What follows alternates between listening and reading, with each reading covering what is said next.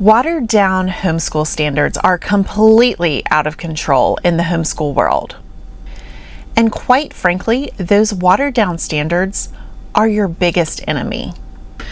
These watered down standards can be caused by a number of things: apathy, boredom, discouragement, sloth, despair, defeat.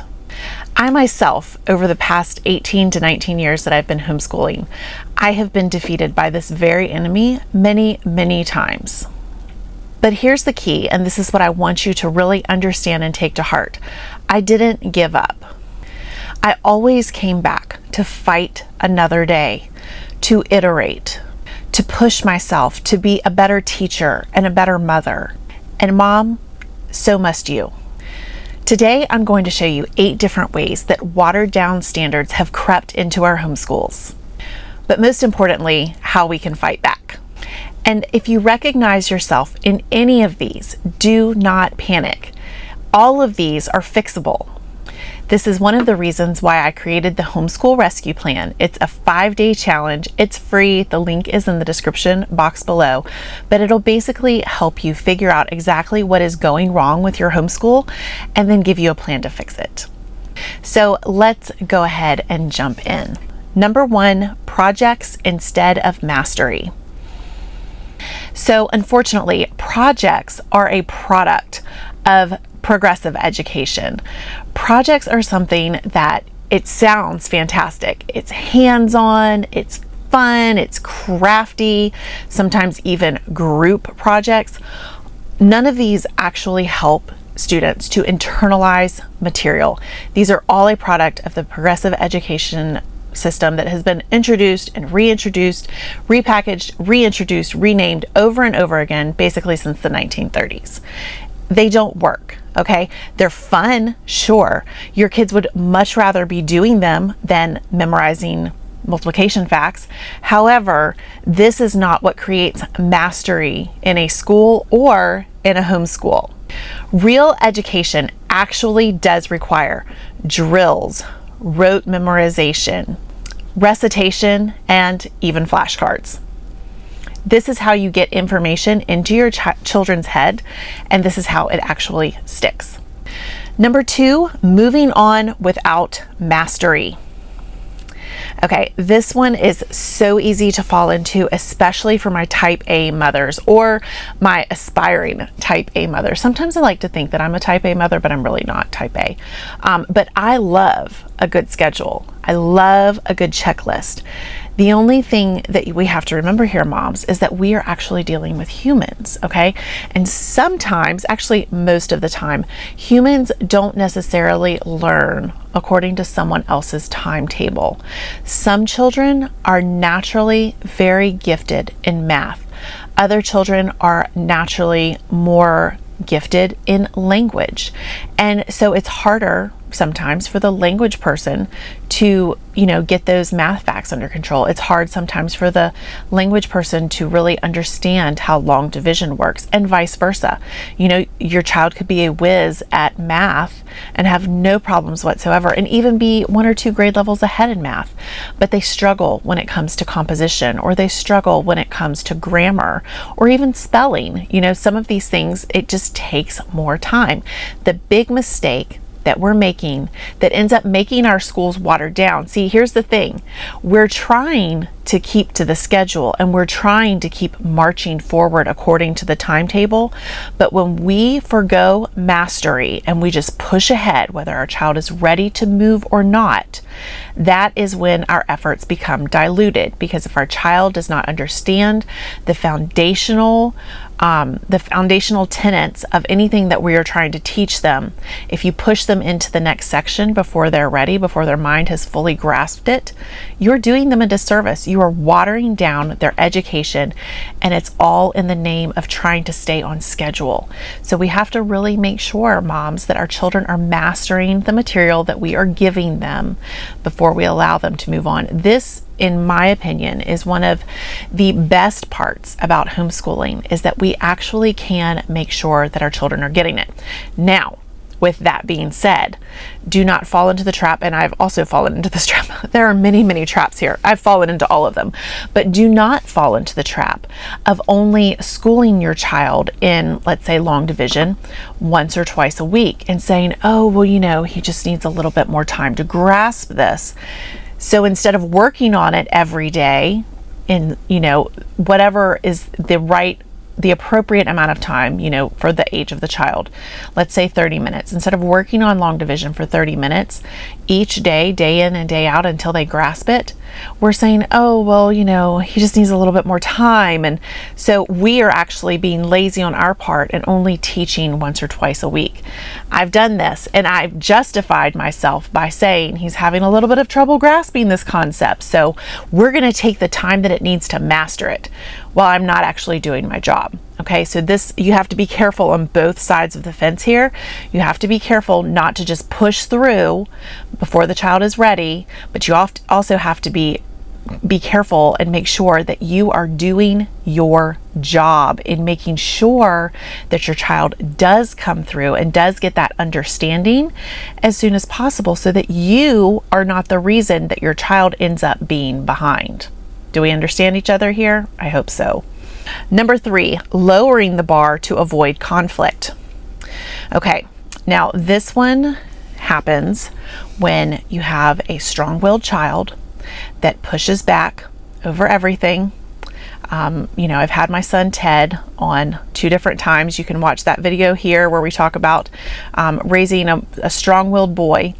What ends up happening is everything turns into a battle. Now, I had a saying that I gave to Ted when he was probably only about 2 years old, and it was this one. Maybe you moms can relate to this. Every hill is a hill to die on, and every day is a good day to die. And it really felt, as a mother of this particular child, that was true.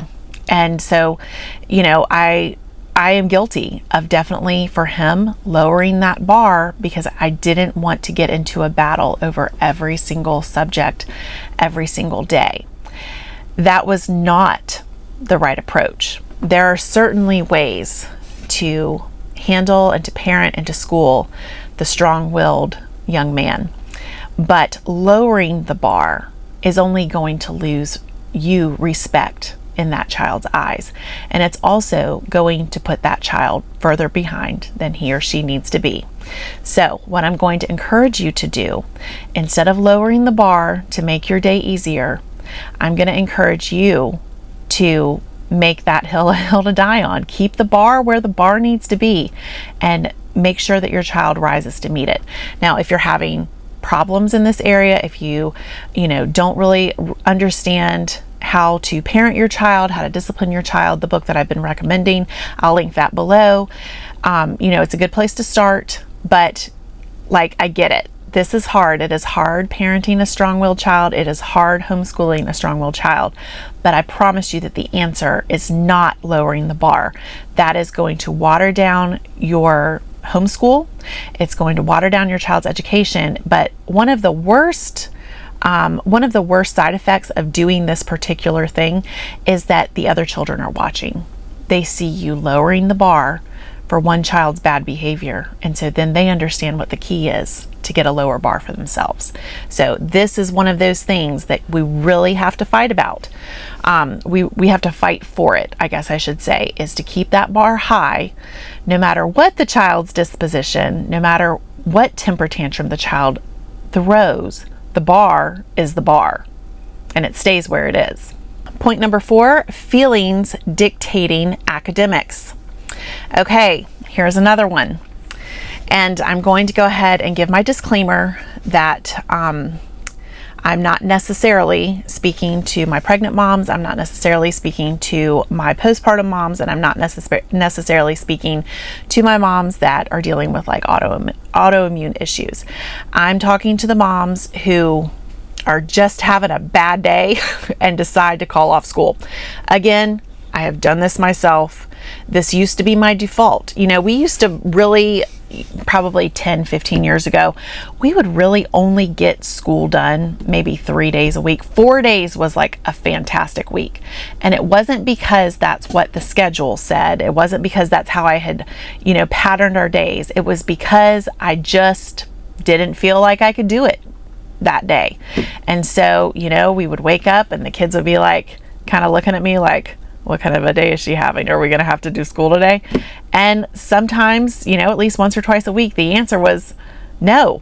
Mom's tired, or mom is stressed out, or mom's really busy today, or whatever. Moms, let's not do that. Okay? Let's show our children a diligent example.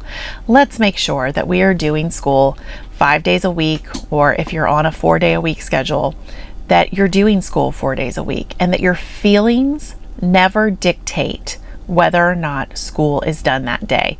In our house, if it's Monday through Friday, we're doing school. Of course, we make allowances for illnesses. If it's just me that's sick, unless I have a fever or, I'm throwing up, we're still doing school. I can hack my way through it. If a child has a fever or throwing up, of course, they're excused from school. But, if it's just a cold, like, we got to power through. We got to do what we got to do. We got to put some tea on and get some cough drops out and, chicken soup. Like, we got to still do the thing, though. This is a good thing to show our children. It's a good thing to show our children pushing through, even when we're not feeling our best, to make sure that we are doing our duty. And when our children are children, their duty is school. One day their duty is going to be, work, or it's going to be motherhood, or running their own little homeschool. And so we need to be a good example for them of what it looks like to complete our duty. Okay, number 5, the curriculum shuffle. Okay, now, I am not talking about changing curriculum because what you're using is not working for your child. Although I will say, a lot of times I feel like we are changing curriculum too fast instead of digging in and really doing our best to learn how to use the curriculum appropriately. I think we're jumping ship too soon. What I'm talking about, though, is when you have a more complicated curriculum that you really need to learn. Like, mom needs to learn how to use the curriculum, and it just feels too hard. And so you jump ship in search of something that is more user-friendly or that's easier.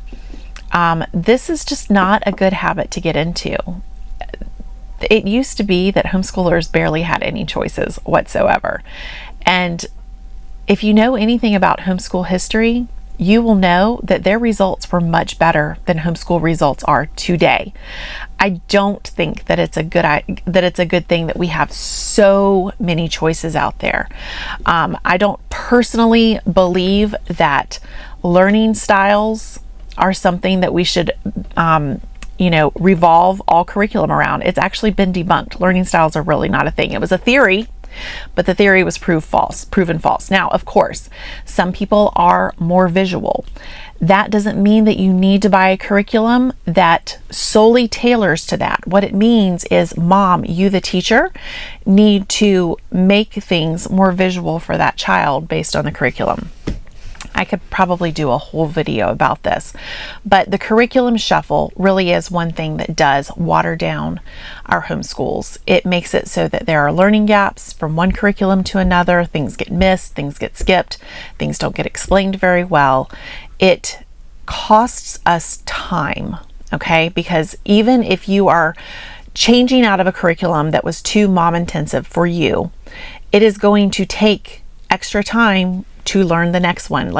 We are wasting time here when we could just dig in our heels and say, I bought this, I'm going to use it, I'm going to figure this out, I can do this, I can do hard things. My child needs to see me doing hard things. So I'd love to see the curriculum shuffle dialed way back. Of course, it is necessary from time to time to switch, but we need to do that a lot less than what we are actually doing. And, I've had commenters on some of my videos saying in the past that They think that one of the reasons why this has become so popular is because there are so many influencers out there basically switching up their entire curriculum year by year by year, and, selling it, for lack of a better word, so that they can get an affiliate commission or whatever, just, make a video that everybody watches so that they get paid, and they make it sound so good, and they influence people to switch, and then those people switch, and then lo and behold, the very next year, this mom is switching to something else. So sometimes it is necessary to switch. I'm not saying that it is never the thing to do, but what I am saying is it does not need to be happening nearly as often as it is, and it is watering down our homeschools. Point number 6, elective and activity obsession. Okay, so I'm a fan of electives. I think they're fantastic. It's what I enjoyed most when I was in school myself.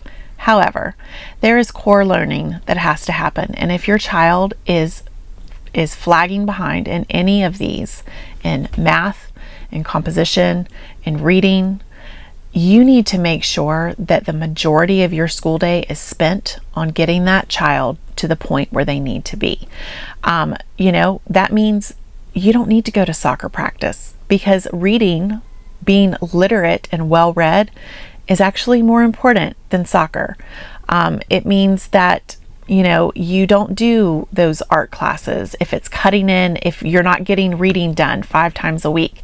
It means that you make hard choices, because the core subjects are what is most important. So I'm not completely saying that you should never do soccer. I'm not saying that you shouldn't do art, but there is a time and a place for that. And if your child is struggling in certain areas, now's not the time for that. Like, you need to put first things first. You are the parent, and your child, whether they realize it or not, and whether they want it or not, they are counting on you to make those tough decisions for their future. Okay? A child, if you say, hey, would you rather make sure that you're as good at reading as your peers, or would you rather go to soccer? The majority of children are going to say, I want to go to soccer. Now, of course, there are a few children out there that would want to be reading really well. Can you do both? Yes, you can. But are you? Are you making sure that every single day your child is getting the reading instruction that he needs to be where he is? Are you making sure that your child has his math facts down cold? Are you making sure that he understands the most important things in school? If you are doing those things every day, if you have that consistency, then of course, add in some electives, add in some activities if you have the time and the bandwidth. But if those extra activities, if those extra electives start cutting in to the most important core subjects, then it's time to reevaluate again, because soccer is not the most important thing. The art classes are not the most important thing. There are definitely benefits to art classes. I love art classes. But if it's coming at the cost of getting the core subjects done, no, it is watering down our homeschools. It needs to be put on pause until we are at a good place. The myth of child-led learning. Okay, so when children are leading, it means that mom and dad are abdicating. There's just no getting around that. Children are not meant to lead. Okay, I'm going to go ahead and just step out on a limb here and say they're really not meant to lead anything in a family, unless dad one day is like, hey, could you say the blessing for me? Like, that's fine. I don't know if you can hear the ducks quacking in the background right now, but there's like 5 ducks walking by the window just going to town. Okay, back on subject. Family is hierarchical. Okay, our world is hierarchical. It is the way that God created things. Okay, children are under their parents, which means parents are in charge. Here's the thing that you need to understand. If mom is not good at being in charge, one of those children, if not all of those children, are going to say, well, if she's not going to do it, then I will. And while we love to see natural leadership tendencies in our children, they should not be in charge of their education. Now, I am not talking about high schoolers. I personally think that it's a really good idea to get your high schoolers involved in their education. not completely doing it on their own, of course, not picking all of their coursework, but getting some feedback. But your 7-year-old should not be vetoing one of your literature selections because he's just not interested in it. We use Memoria Press curriculum, and during, I think it's 7th or 8th grade. I think it's 7th grade. They have to read both Anne of Green Gables and Heidi. Now, both of these books are excellent books for boys or girls. Do you think my sons want to read Anne of Green Gables or Heidi? No, they do not. They don't want to do it. It's a girl book. However, there are moral lessons within these books that it would leave a huge hole if they were to miss that. So they are reading it because that is what we are doing, and I'm in charge. They don't get to say, no, I don't want to do that because, it's about a girl. No, you're going to read it because, this is not a child-led home here. And my kids, they realize that. They've been brought up this way, so they totally get it. Honestly, I can't imagine that they would really push back on any of these things. They probably make a comment about it, but they know that mom and dad are in charge, and if we say this is what you're going to read, then this is what you're going to read. But a lot of families have trouble setting up this hierarchy within their home. So again, that parenting book I was talking about, it is in the description. Check it out if you need some help, if you need some pointers in making sure that you are the one that's in charge. But child-led learning is just a great way to get yourself into all sorts of trouble, all sorts of learning gaps, things not getting done, things not being done well. Let me give you an example of things not being done well. I have one of my younger students. Last year, his penmanship was a mess. It was very, very, very sloppy. And I started pushing harder. Once he learned cursive, I'm like, okay, well, this is really just not up to the standard. We're going to have to do much better. So I started requiring him, if he did not do neat work, I would make him do it over. And did I feel bad about it? Yeah, I did.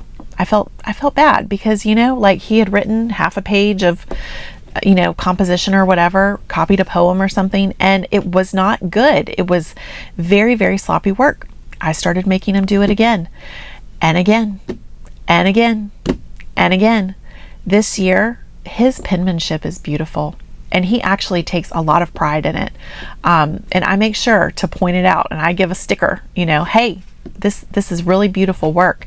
And he asked me, hey mom, I'm having a little bit of trouble making my F's look just how I want them. Can you help me? Like he has taken this thing that he hated, and because I refused to let him continue to do it the way he wanted to do, because I had the bar high and I made him rise to meet it, he has now taken something that he hated doing, and he takes great pride and joy in that now, in his accomplishment.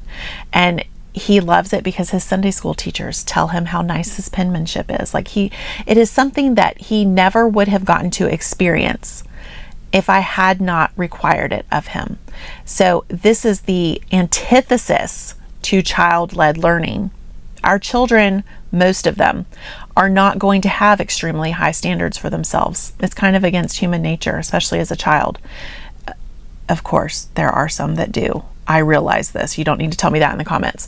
But what I'm trying to say is, parents, you are the one that sets the standard. You are the one that sets the bar. Our children need to rise to meet it. And when they do, when they meet it, they are so much happier than they would have been if they had never. Okay. And a lot of that also comes down to your own attitude, mom. You can't be a tyrant about it, of course. You have to do this in a way that inspires them to want to do better. Maybe I should do a whole video about that. I don't know. But the results are beautiful, and they're inspiring to me, seeing him struggle to improve, and now seeing how proud he is of the work that he does every day. It's a beautiful thing, but you're never going to see it if you allow your child to be in charge of how well his work gets done. Number 8 is no accountability. Okay, so I told you that I've made all of these mistakes, and this was one of the last ones. This was like the last holdout, because I have a million kids, It's not really a million, it's only 11. But I have a lot of children, which means I have a lot of papers to check every day. And so I was being lazy here. Okay, I was not checking math every day. I was like, well, if I hit it like twice a week and it'll be fine. It was not fine. Okay, this is how our children get behind and we don't even know it. And so we're pushing them through because they're making all these mistakes, but nobody knows they're making any mistakes because they're not getting the accountability that they need. Mom, you need to check your children's work every single day. You need to do it the day it's done and give it back to them so that you can make corrections on the same day so that you start fresh the next day. I cannot tell you how many people have left comments on videos and how many people have emailed me personally and told me that this one thing, this one change has completely transformed their homeschool. Just checking the work every single day and staying on top of it and requiring their child to fix it has completely changed things around. So if this is one of the things that you are still doing that is watering down your homeschool, start here. Do this one first because it will make such a huge impact in what your children are learning, what your children are retaining, and how well your children continue to do throughout their school career. Okay? So this is what I mean when I say that watered down homeschool standards are just completely out of control. These 8 compromises, they look harmless, but when you add them all up, this is what is responsible for the rot of the foundation of our homeschools today. They are the silent enemy of rigor, discipline, and mastery. But here's the truth, and I know that this is truth. This enemy can be defeated. I know that because I did it myself. You do not need to accept mediocrity. You do not have to drift into chaos. You can fight back with discipline, clarity, and conviction, and your children are worth nothing less than that. So if you need help getting started, if you need a plan, go ahead and sign up for the Homeschool Rescue Plan. It's in the description below. It's 5 days. It's a 5-day challenge. It has free handouts. Like, this is the way to get you started on your path to reclaiming and rebuilding your homeschool on a strong foundation. The link for that is in the description, and I will see you inside.